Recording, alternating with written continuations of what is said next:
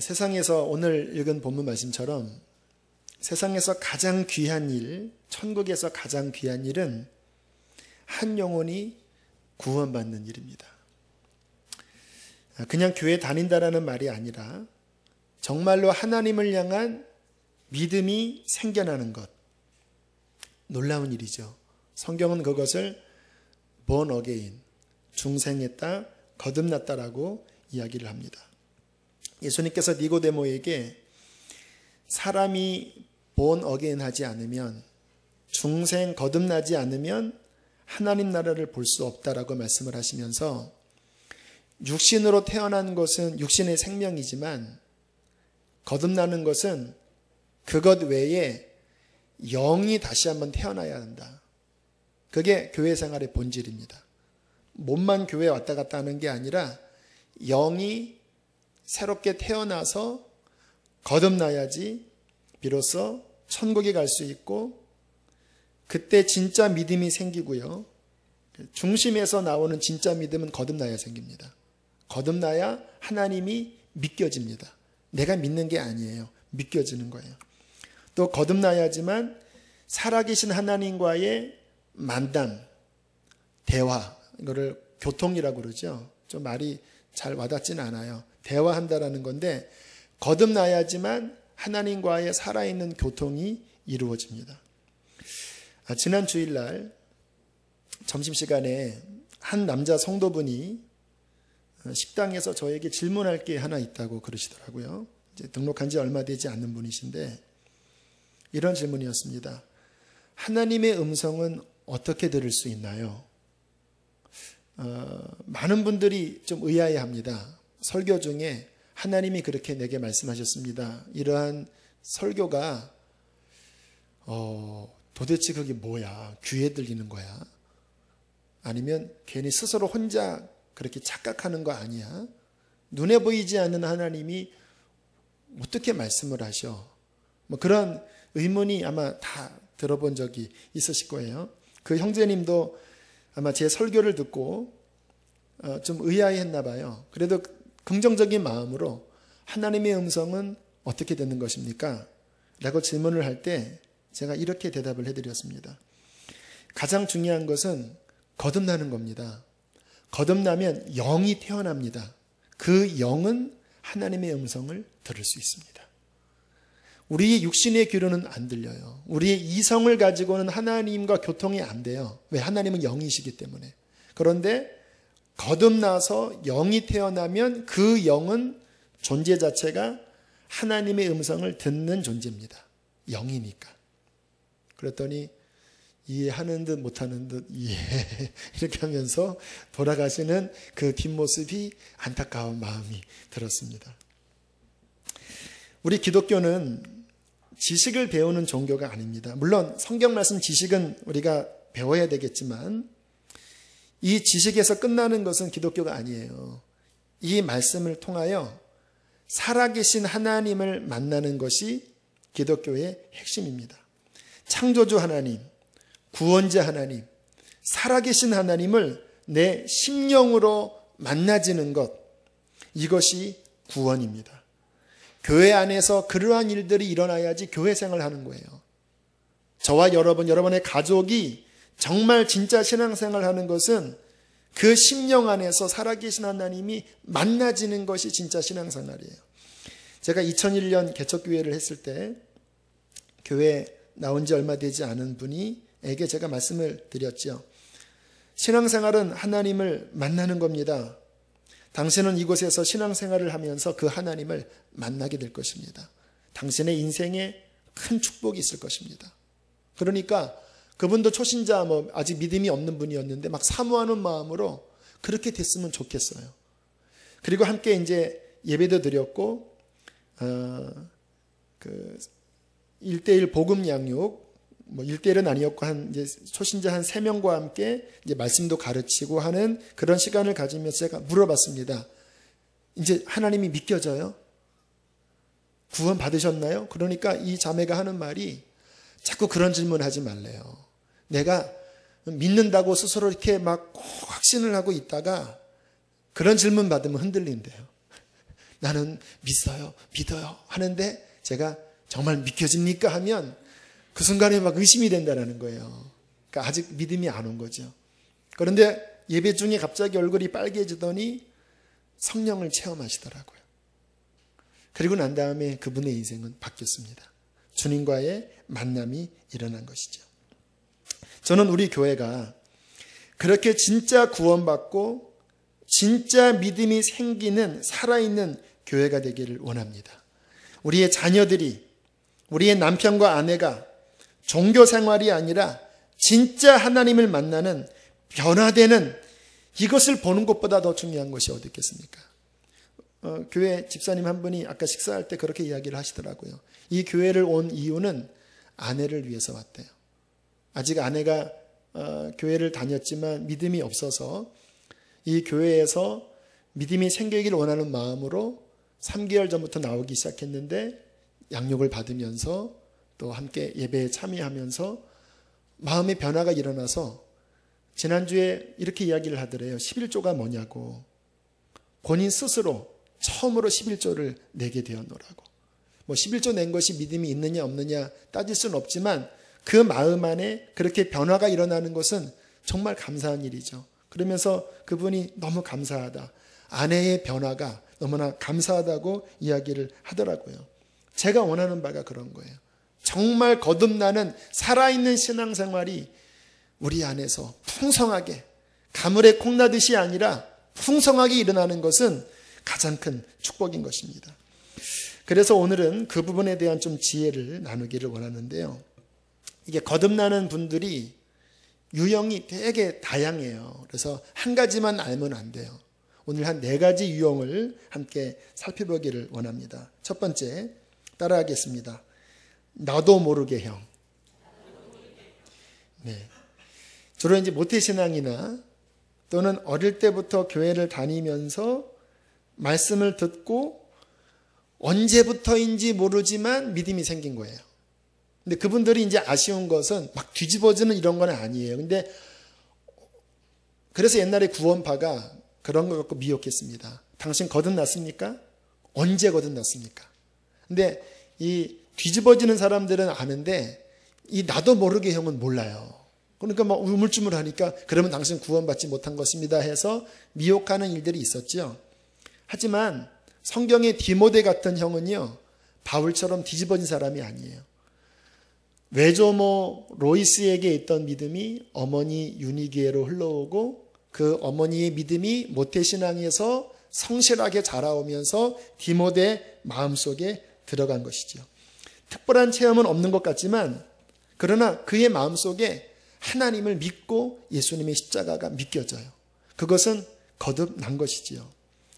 이분들이 부러워하는 것은요, 사도 바울처럼 이렇게 뒤집어진 분들을 그렇게 부러워하더라고요. 본인들은 뒤집어지지 않기 때문에 그 부러워해요. 그 김기동 집사님이란 분, 고구마 전도왕 아시죠? 그분은 아무튼 불교 그 대학교 때, 대학교가 아니라 공군사관학교 다녔는데 그 불교 신우의 회장이었습니다. 그리고 결혼할 때 그 맞선의 조건은 뭐냐면 예수 안 믿는 사람. 뭐 그 정도로 강팍한 분이 나중에 부인이 예수님께로 돌아오고 그러고 난 다음에 아무튼 뭐 하나님이 살아계시면 나와봐라 하면서 온갖 핍박하고 그렇게 방해하다가 그날도 주일날 그 아내와 뒤에 딸들은 교회 가기를 원했는데 교회 간다고 차를 태우고 차를 돌려서 강원도에 있는 스키장 가다가 가는 길에 교통사고 정면 추돌이 나서 뭐 뼈마디 굉장히 많이 부러지고 뒤에 있는 딸아이는 그 파편이 얼굴에 박혀서 뭐 100몇 반을 꿰매고 그 사경에 헤매다가 주님을 기적적으로 만난 다음에 그런 분들은 뜨거워요. 얼마나 전도를 열심히 합니까? 그리고 이제 간증을 하러 다녔는데 어느 교회에서 그 모태신앙 권사님이 이 집사님한테 그러더래요. 저는 집사님이 너무 부러워요. 그래서 뭐가 부러우시죠? 그랬더니 집사님은 그렇게 교통사고 나서 그렇게 하나님 만난 그 간증이 확실하잖아요. 나 같은 사람은 언제 믿었는지도 모르겠고 어쨌든 미치건한 게 이게 영 답답한데 집사님이 부럽다고. 그랬더니 그 김기동 집사님이 그렇게 이야기했대요. 아닙니다. 저는 오히려 권사님이 부럽습니다. 권사님은 어릴 때부터 말씀이 들어가고 신앙이 들어가고 큰 기복이 없는 것 같지만 제 경험으로는 그렇게 문제없이 변화된 당신이 정말 저는 부럽습니다. 그랬더니 권사님이 아니라고, 나는 집사님이 부럽다고. 그때 말이 여기까지 이렇게 나왔대요. 그러면 당신도 한번 교통사고 나와 볼래요?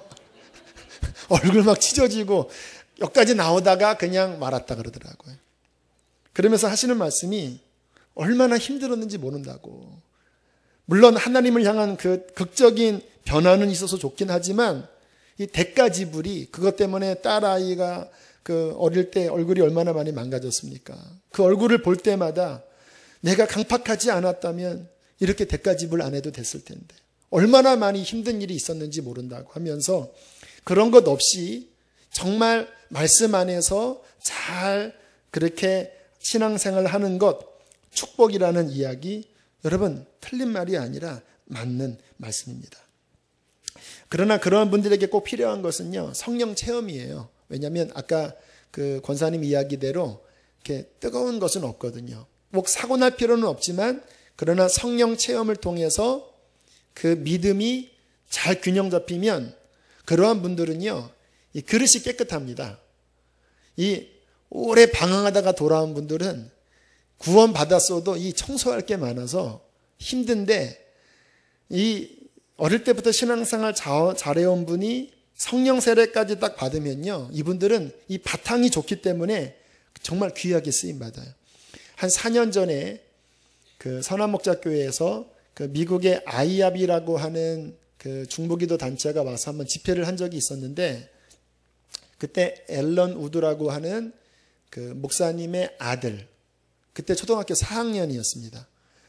수천 명 앞에서 그 아이에게 자주 대표 기도를 시켰어요. 왜냐하면 이 아이의 대표 기도는 그냥 대표 기도가 아니라 성령의 지혜와 계시의 영을 받은 대표 기도였어요. 길게는 5분, 10분간 기도하는데요, 이게 어른들이 하는 기도보다 아이의 영이 맑고 순수하니까 와, 기가 막힌 기도를 하는 겁니다. 제가 영어를 못해서 해줄 수는 없지만 지혜와 계시의 영을 주시고, 주님 이 시간 성령님 말씀하옵소서, 성령님 터치하소서 하는데요, 아이가 아니에요. 그 어린 아이의 순수한, 걔가 뒤집어졌겠습니까? 그냥 어릴 때부터 그 부모 안에서 잘 자라오면서 성령의 기름 부음까지 받았을 때 그 아이는 어리지만 하나님 앞에 붙잡혀서 쓰임받을 수 있는 것이지요. 우리 교회 이번 여름 성경학교 때 우리 유아유치부나 어린이부나 참 귀하고 감사한 일들이 많이 있었어요. 씨를 뿌리는 일들, 또 많은 기도 속에 아이들의 믿음이 저는 이번 여름에 하나님께서 놀랍게 역사하셨다고 믿습니다. 그렇게 씨 뿌려진 씨앗이 해가 거듭될수록 그 아이의 영혼에서 성령이 부어지고 그 변화된 아이들이 결국 다음 세대를 책임지게 될 것입니다. 자, 그렇게 이제 나도 모르지만 교회 다니면서 변화되는 형이 있고요. 자, 두 번째는 그 유명한 뒤집히는 형입니다. 성경의 사도 바울이죠.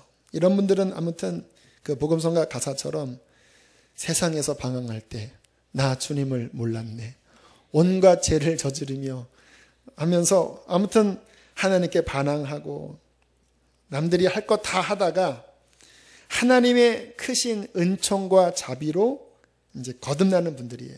근데 그런 분들은 성격이 주로 괄괄합니다. 그렇기 때문에 은혜 받을 때도 성격대로 받아요. 확 뒤집힐 때 괄괄하게 뒤집힙니다. 이따가 이제 제가 간증은 하겠지만, 그 신승균 전도사라는 분은 지지난주에 설교에 나온 박순애 전도사의 남편이에요. 아주 못된 분입니다. 제가 나중에 알려드릴게요. 진짜 못된 분인데, 그 망나니가 나중에 그 가족의 눈물 어린 기도로 돌아올 때, 그 박순애 전사님이 간증을 하는데 막 우는데요, 큰 머리통으로 막 땅에 막 집 밟으면서 쿵쿵쿵 하면서 내가 죄인입니다 하는데, 그 박선혜 교사님이 그런 생각이 들더래요. 야, 성격대로 회개하는구나. 막 머리를 막 박으면서 얼마나 거칠게 회개하는지. 이러한 분들의 귀한 점은요, 아무튼 간증이 확실하기 때문에 이 영향력이 커요. 무엇보다 이런 분들의 장점은 자기처럼 세상에서 방황하고 헤매는 사람들에게 큰 귀감이 됩니다. 그래서 자기 같은 부류 사람들을 전도를 잘해요. 저 같은 사람이 뭐 술꾼들을 전도하겠습니까? 이러한 분들은 자기가 그 산 바탕이 있기 때문에 말이 잘 통해요. 이렇게 술꾼. 술로 회개한 분들은 술 먹은 사람들 전도 잘하고요. 무당이 회심하면 무당 전도를 잘해요. 그 교회에 무당 한두 사람 회심하면요, 무당들 많이 교회에 옵니다. 그쪽 세계의 심정을 잘 알기 때문에 그래요. 하지만 이러한 분들이 구원받기까지는 그 가족들이나 주변에 피눈물 나는 눈물의 기도가 반드시 있어요. 자기 의지로 구원받은 게 아니에요. 피눈물 나는 기도 속에 하나님의 자비로 하나님이 그를 구원하세요. 근데 이런 분들은 아까 말씀드렸듯이, 영상 준비하고 계세요. 세상에서 많이 지낸 그 세상의 때가 묻어있기 때문에 은혜는 받았지만 그 은혜가 표현될 때는 그 세상에 찌든 그것이 같이 나와요. 자, 아까 얘기한 그 신승규 전도사님 오늘 그 설교의 주제인데요. 그분이 이제 지금은 주님 앞에 쓰임 받고 있습니다. 찬양 사역자로. 이따가 얼마나 망나니인지는 알려드릴 테니까. 자, 그분이 이제 찬양한 거를 요즘 시대가 좋아서 그 영상으로 나왔더라고요.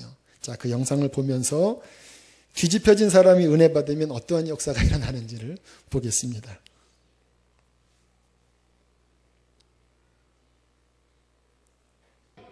빨리 때려.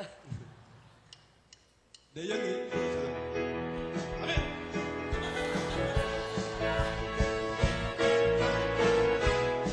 노래방에서 저렇게 놀았을 거예요.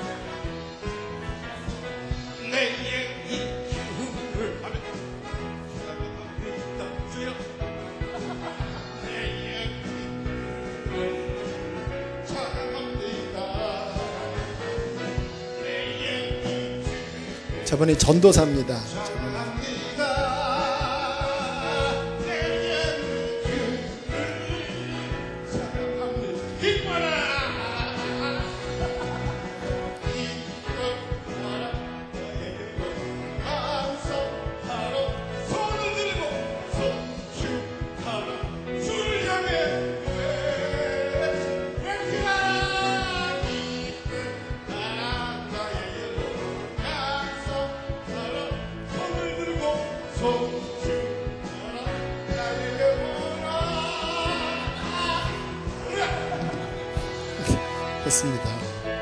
됐습니다. 할렐루야. 은혜는 받았는데 나올 때는 뽕짝으로 나오는 거예요. 속에 거기에 들어있으니까. 그런데 보는 게 감격적이죠. 제가 저래보세요 한번. 막 제가 해보면 얼마나 경박스럽겠습니까?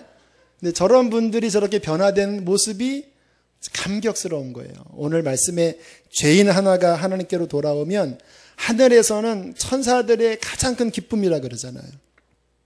저는 우리 교회가 저런 분들이 와서 변화되는 교회가 되기를 원합니다. 할렐루야. 정말 많은 기도 속에서 저렇게 뒤집어지는 분들이 일어나는 것이 진짜 교회의 능력이지요. 자, 세 번째 유형, 성경 공부형입니다.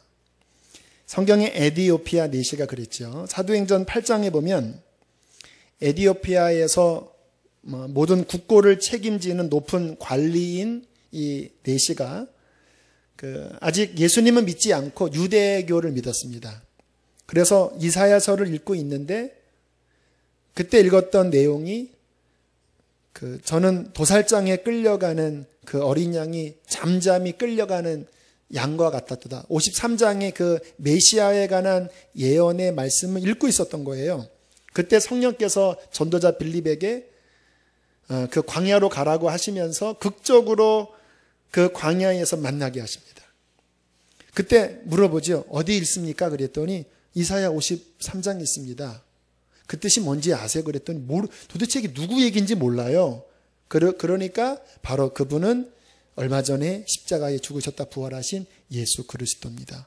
그때 간다게의 내시가 회개하면서 거듭나고 구원받게 됩니다. 세례받게 돼요.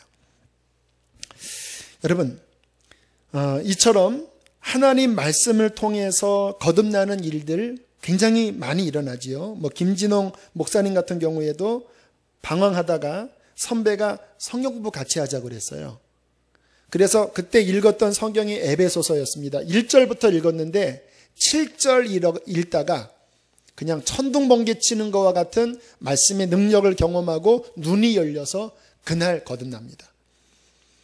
여러분, 성경 말씀은 단순한 글이 아니라 하나님의 능력입니다. 아니, 하나님 그분이에요. 태초에 말씀이 계시니라. 그 말씀이 하나님과 함께 계셨으니 이 말씀은 곧 하나님이시라. 말씀이 하나님이세요. 예수님이 내가 곧 길이요 진리라고 그랬잖아요. 내가 곧 진리다. 그러니까 이 진리의 말씀 속에서 하나님을 만날 수 있는 거예요. 그래서 우리가 말씀을 배우고 말씀을 읽고 말씀을 연구하는 것은요, 구원 얻는 데 있어서 가장 중요하다라고 볼 수 있어요. 교회가 그 어떤 것보다도 사람들에게 계속 말씀을 가르치고 또 읽고 묵상하게 해야 돼요. 그러면 그 마음이 잘 준비가 되면요, 성령께서 말씀 읽다가 그냥 글이 아니라 성령의 강력한 능력으로, 말씀에 살아 움직이는 능력으로 그 말씀 속에서 거듭나는 수많은 사람들이 일어나게 하는 것입니다. 특별히 말씀 중에서 사람을 거듭나게 하는 핵심의 말씀은 십자가의 말씀입니다.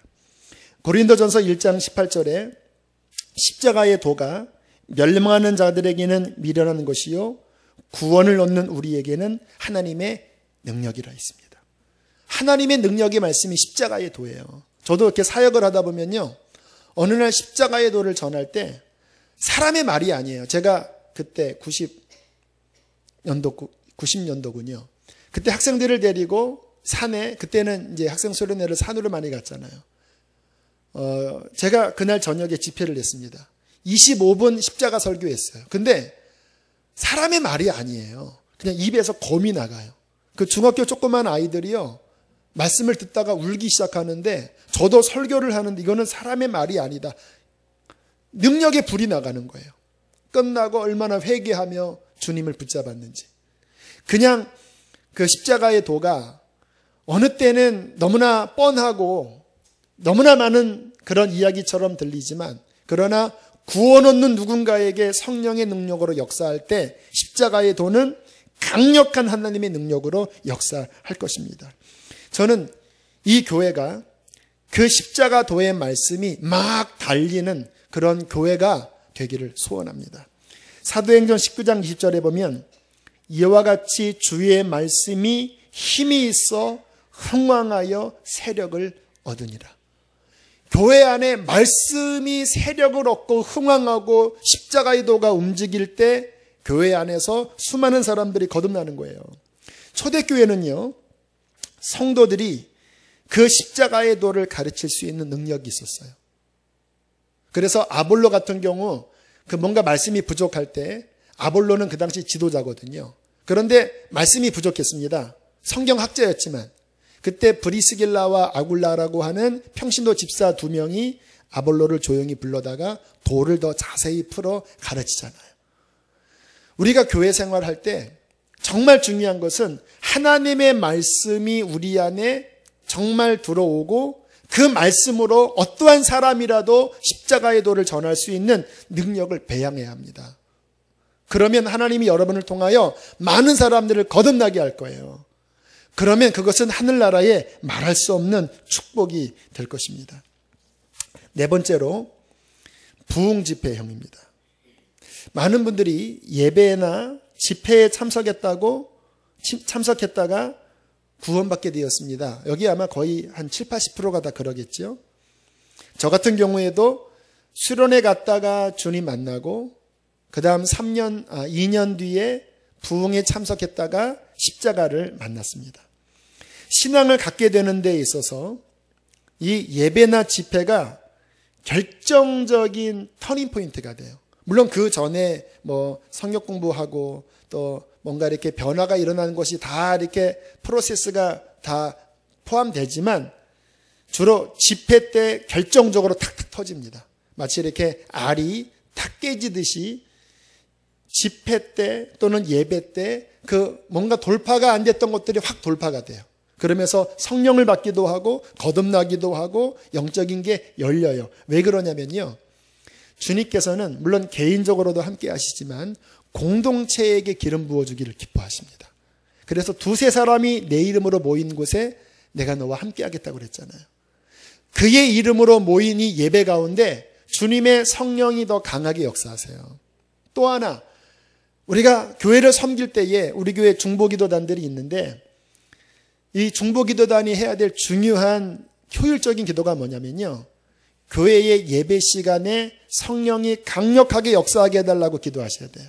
뭐 지금 그 기도를 하고 계시죠. 왜냐하면 그 기도를 통하여 예배 시간에 말씀이 성령으로 역사될 때 그냥 뭐 우연히 참여했던 사람이 뭐 마지못해 끌려왔던 사람이 어느 순간에 그 말씀이 검이 되어 심령에 꽂히면서 회개가 터지고 변화되는 역사가 일어나는 거예요. 그동안 1년 지나오면서 간증 들을 때 그러한 일들이 얼마나 많았습니까?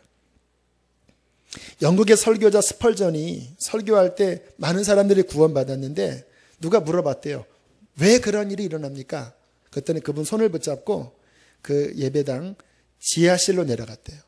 그랬더니 100여 명 넘는 중보기도자들이 그 예배 시간에 성령의 역사를 위해서 기도하는 거예요. 그러니까 스펄전의 설교가 사람의 말이 아니라 이 엄청난 기도의 지원을 받고 강력하게 사람을 구원하는 일이 일어나는 거지요. 교회의 말씀이 강력히 역사하고 성령이 강력하게 역사하여 사람들의 심령이 깨지고 구원받고 살아나는 것은 교회의 큰 영광입니다. 주님이 교회를 세우신 목적이 그거예요. 초자연적인 역사지요. 성령의 역사와 말씀의 역사로 영혼이 천국 아니면 지옥 갈 그 영혼이 그 예배 시간에 그 말씀을 통하여 영원한 멸망에서 구원받는 일들이 일어나는 것처럼 놀라운 일이 어디 있겠습니까? 세상 어느 단체가, 어느 정부가, 어느 기관이 그런 일을 합니까? 교회가 그 일을 할 수 있는 거예요. 주님께서 저와 여러분을 바로 그 일에 부르신 것입니다. 말씀을 통하여, 기도를 통하여, 성령을 통하여 잃어버린 영혼을 구원하라고 주님께서 우리를 부르신 것입니다. 이것을 위하여 기도하고 헌신하는 저와 여러분 되시기를 바랍니다. 지난주에 제가 휴가에 가면서 아무튼 그 휴가 기간을 좀 알차게 사용하기 위해서 설교를 많이 다운로드를 받았습니다. 왜냐하면 가고 오는 차편에서 듣기 위하여. 제가 박선혜 전도사님 간증을 감격적으로 했었는데 4편까지 있더라고요. 유튜브에는 3개밖에 없는데 인터넷 찾아보니까 하나가 더 있어서 그것을 다운받았습니다. 그 제목이 인내하는 자의 축복이라는 제목이었어요. 그거를 이제 강원도 가는 그 2시간 넘게 간증을 들었습니다. 그런 내용이 들어있더라고요. 그렇게 이제 시골에서 그 많은 연단 끝에 승리하고 하나님이 이제 서울로 가라. 그래서 이분이 초등학교 2학년, 3학년밖에 그 졸업을 못했는데, 거기까지밖에 못했는데, 간증은 들어보세요.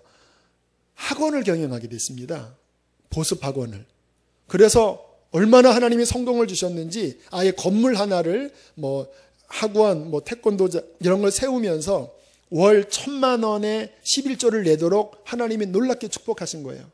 그리고 이제 어머니와 이 박순애 자매의 기도 제목은 뭐냐면 사모되게 해주세요. 하나님 사모되게 해주세요. 그 기도를 열심히 했대요.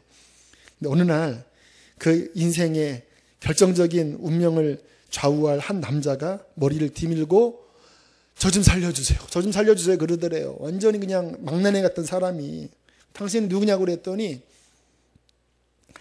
자초지종을 나중에 이야기를 하는데 망나니도 그런 망나니가 없는 거예요. 이 고등학교 때부터 조직폭력배에 들어가서 그 싸우다가 수배를 당해서 막 절에 들어가 숨기도 하고, 아버지가 공무원 공직에 계셨는데 은퇴해서 잔치하는 날 그 잔치집에 누군가 좀 껄렁껄렁 하길래 주먹으로 그 사람을 쳤는데 이 유리에 넘어져서 얼굴이 막 다 피 흘림을 받았는데 그 모습을 보고 아버지가 이 협심증에 이 심장의 고통을 느끼고 그것 때문에 돌아가셨다라는 거예요. 그러니까 그 집안에서는 이 아이는 애물단지예요. 그리고 결혼까지 했는데 뭐 그 성격이니 뭐 부인이 견디겠습니까? 도망가고 결국 남자아이 2아이 놔두고 결국은 자살해야 되겠다. 그리고 신문지에다가 농약을 싸서 그 본인이 죽게 한 그 아버지 무덤에 가서 나 자살하렵니다. 그리고 신문지를 폈는데 그 신문지 안에 박순애가 있었던 거예요. 그 사진이랑 글이 있었던 거예요. 근데 그거를 보자마자 얼굴도 예쁘고 이분을 만나면 내가 살 수 있겠다 이런 생각이 들더래요. 그래서 무작정 수소문을 내서 그 시골에서 찾아와서 하는 첫 말이 나 좀 살려달라고 한 거예요. 자살하려다가 잠깐 보류하고. 그런데 그러면 또 빈대처럼 달라붙기 시작하는데 막 예배 시간에 술 먹고 와서 막 노래 부르면 저런 식으로 노래 부르면 술 냄새가 막 풍기고 얼마나 시켰습니까? 얼굴 자세히 보세요. 얼굴도 못생겼어요. 누가 저런 사람이랑 결혼을 해요? 말도 안 되지. 근데 어느 날 갑자기 2아이를 데리고 오더니 우리 아이 좀 맡아달라고 그러더래요. 그러니까 막 어머니가 막 어디 애들을 맡기냐고 하는데 애를 딱 맡기는 도망가더래요. 그렇게. 근데 그 아이들이 얼마나 불쌍한지 어릴 때 버림받은 자신의 생각이 나서 아무튼 한 달 정도 아이를 돌봐주고 또 말씀 가르쳐주고 한 달 뒤에 보냈대요. 그런데 이 사람이 얼마 뒤에 또 찾아와서 결혼해달라고. 참나. 그러니까 어머니는 딱 보니까 이게 이제 뻔하잖아요. 본인도 그 남편이 그 제처로 들어가고 또 그러면서 그 온갖 고통을 당했는데 내 딸이 똑같은 사람한테 이거는 눈에 흙이 들어가도 못 준다. 그랬더니 갑자기 하는 말이 농약을 꺼내더니 어차피 나 죽은 목숨인데 여기서 나 죽겠다.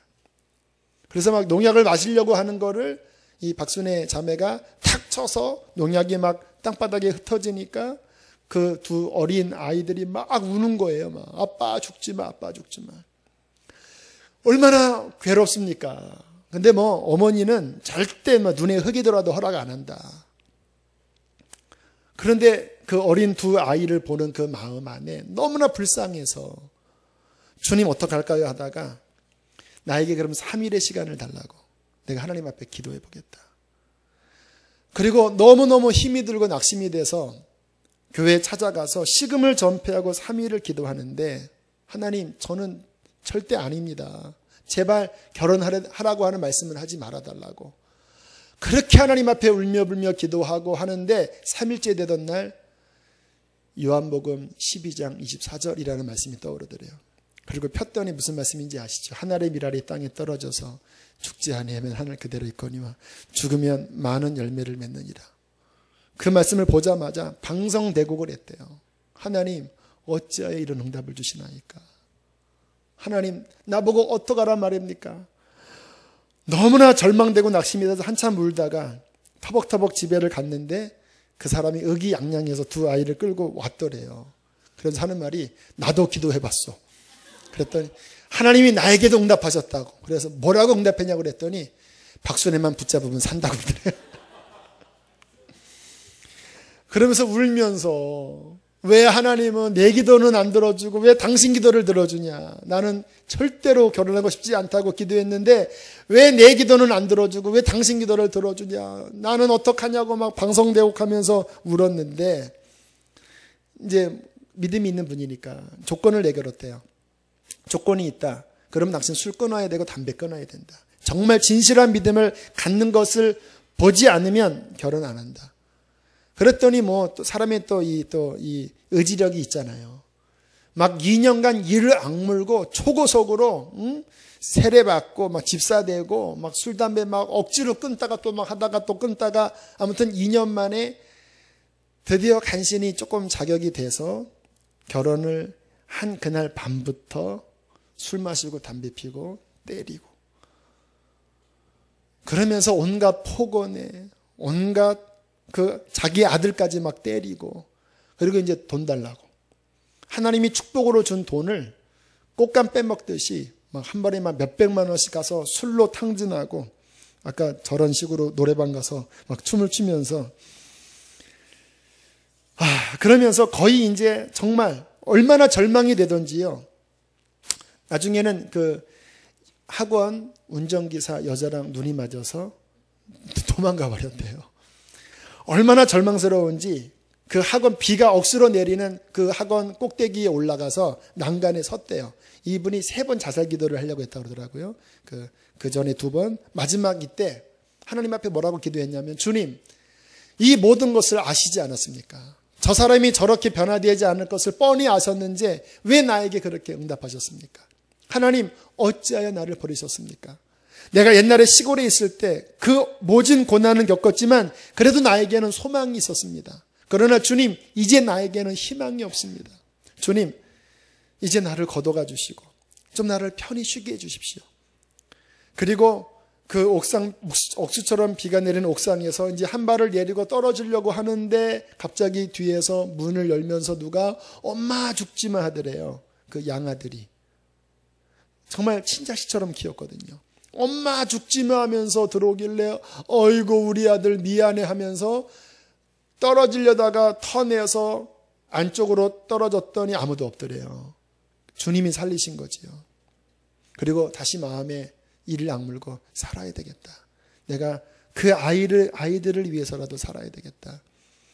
그리고는 이제 정말 그 아이들과 함께 예배하면서 기도하고 그렇게 하나님 바라고 있는 어느 날 또 저작자가 머리를 쑥 내밀고 들어오더래요. 뭐 그다음부터 말도 안 했대요. 당신과 나는 가는 길이 틀리다. 나가라. 그랬더니 막 또 저런 분들은 또 의지력이 강하잖아요. 새벽에 갑자기 막 새벽기도 간다고 막 쫓아오더니 막 거기서 막 기도하는 척하고 그렇게 몇 주를 하던 어느 날 갑자기 하나님 내가 죄인입니다. 내가 죽일 놈입니다. 하면서 막 땅바닥에 그 두상을 막 치면서 그리고 돌아오는 그날 새벽기도 어느 날 끝나고 있는데 갑자기 성령께서 강력한 불로 임하시더니 본인의 죄를 그냥 낱낱이 보이시는데 그게 회개형이잖아요. 그 남들이 모르는 거 하나까지 그냥 하나님이 그냥 샅샅이 보이시는데 완전히 본인이 죽일 놈이더래요. 저는 이해가 안 되더라고요. 죽일 놈인 거 몰랐나? 그때서야 막 나는 죽일 놈이다 하면서 막 그 가슴을 토해내는 회개를 하면서 저 신승규이라는 저분이 극적으로 돌아옵니다. 그리고는 삭발을 하고 신학교를 갔대요. 신학교 때 주변 한 2m에 아무도 안 왔답니다. 이런 분이 삭발을 하고 막 공부한다고 하니까. 그렇게 해서 저분이 저렇게 이상한 전도사가 되시고 그 2아이 중에 하나가 아마 신학을 하고 또 아이는 어엿한 청년이 되었는데 제가 여기서부터 2시간 동안 저 강원도까지 가면서 저 간증을 듣고 굉장한 충격을 받았어요. 왜냐하면 여러분 같았으면 그런 분이랑 결혼하라고 할 때 하겠습니까? 내가 목사라도 저는 절대 결혼 못하겠어요. 내 자식에게 그러한 일이 벌어지면 이거는 저주지요, 저주. 이제 저 자매가 저렇게 연단받고 승리해서 저렇게 축복을 받았는데 왜 하나님은 저렇게 말도 안 되는 응답을 해주셨을까? 물론 나중에 변화는 받았지만 제 스토리는 좋은 목사님과 만나서 얼마나 저렇게 연단 많이 받았으니까 좋은 목사님 만나서 그렇게 사역하는 게 이 내 스토리에 맞는데 어떻게 저렇게 말도 안 되는 분이랑 결혼하도록 하나님이 왜 그렇게 응답을 하셨는가? 이게 은혜가 되면서도 내 속에 이게 소화가 안 되는 거예요. 주님께서 깨닫게 하시더라고요. 그때 이제 휴게소에서 내려서 이제 밥을 먹으려고 하는데 갑자기 막 깨달음이 오는 거예요. 예수님이 하신 일이 바로 그와 같은 일이 아니냐. 말도 안 되는 일이잖아. 하나님의 아들이 천국에서 그 영광을 누리고 계시다가 너희 같은 말도 안 되는 자들을 구원하기 위해서 이 땅에 내려와서 십자가를 진 그 사건이 바로 그와 같은 이야기 아니냐. 네가 생각하는 그 말도 안 되는 사건이 네가 경험한 사건이다. 네가 바로 그와 같은 자고 주님께서 원하시는 것은 안전한 신앙생활, 나 혼자만 잘 믿는 것이 아니라 그렇게 한 영혼을 구원하기 위해서 본인이 감당할 믿음이 있다고 한다면 그 십자가, 아마 그 박순애 그분은 그것을 감당할 믿음이 있다라고 주님이 인정하셨나 봐요. 할 수만 있다면 그 한 영혼을 구원하기 위하여 그렇게 해서 그 한 분 남편 진짜 개망난에 지옥 갈 사람 구원받았고 그렇게 버림받은 두 아이가 그 어머니의 사랑 속에서 3명 구원받았어요. 하나님의 마음은 그 한 사람의 썩어지는 미라를 통해서 그렇게 영혼이 구원받으면 그것은 천국에서 오늘 읽은 말씀처럼 가장 큰 영광과 기쁨이 된다라고 주님이 말씀하신 것이에요. 이게 깨달아지는데 막 눈물이 나더라고요. 그런 것이었군요, 주님. 저는 자신이 솔직히 없습니다. 그러나 제가 주님의 깨달음을 제가 갖고 보니까 도저히 내 마음에 충격이 되고 이해가 안 되는 그 같은 상황이 바로 하나님이 우리에게 베푸신 상황이거든요. 그리고 보니까요, 아마 그 전까지는 이 박순애 자매가 사역을 안 했는데 그 다음부터 아마 사역을 하기 시작했던 것 같아요. 뭐 그 다음까지는 모르겠습니다. 뭐 신학을 했는지 전도사가 되었고 이 집회를 하면요, 이렇게 목소리가 능력자의 목소리입니다. 강력한 역사가 일어나는 거예요. 왜 그런지 아세요? 한 영혼을 위해서 죽을 수 있는 그것을 통과하면요, 그 사람은 10,000명, 10,000명도 구원할 수 있어요. 그게 하나님 나라의 원리예요.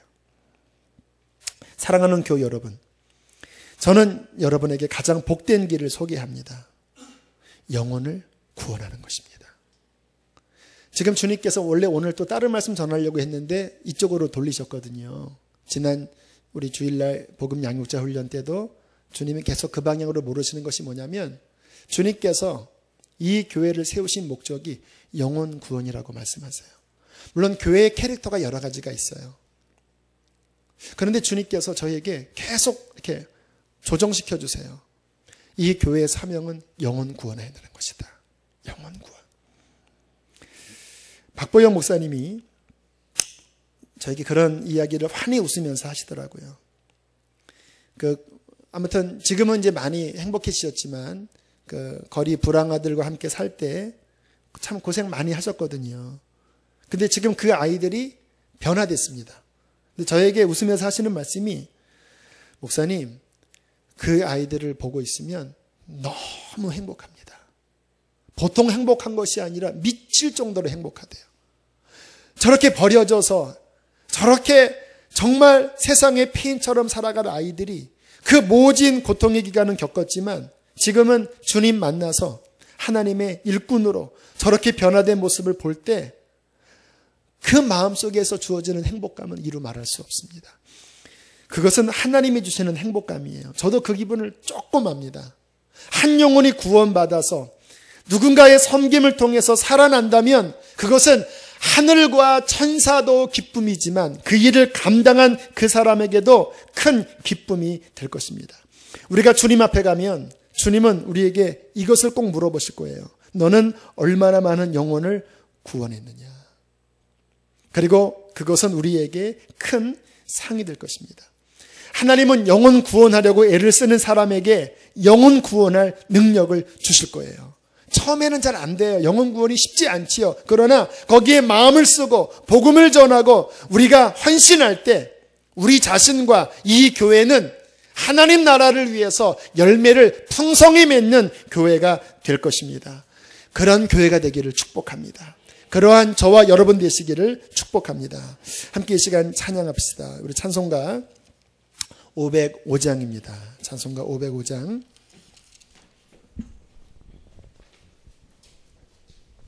찬송하시고 기도하겠습니다.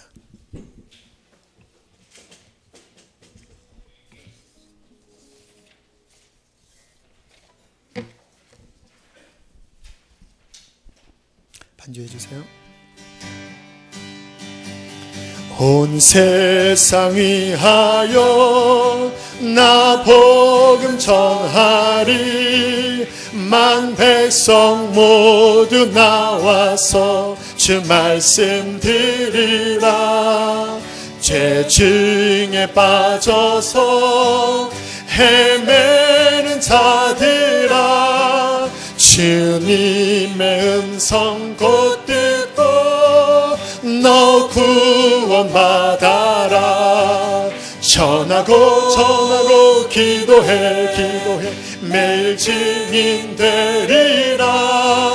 세상 모든 사람들 듣고 그 사랑 알고 2절입니다. 온 세상 위하여 이 복음 전하리.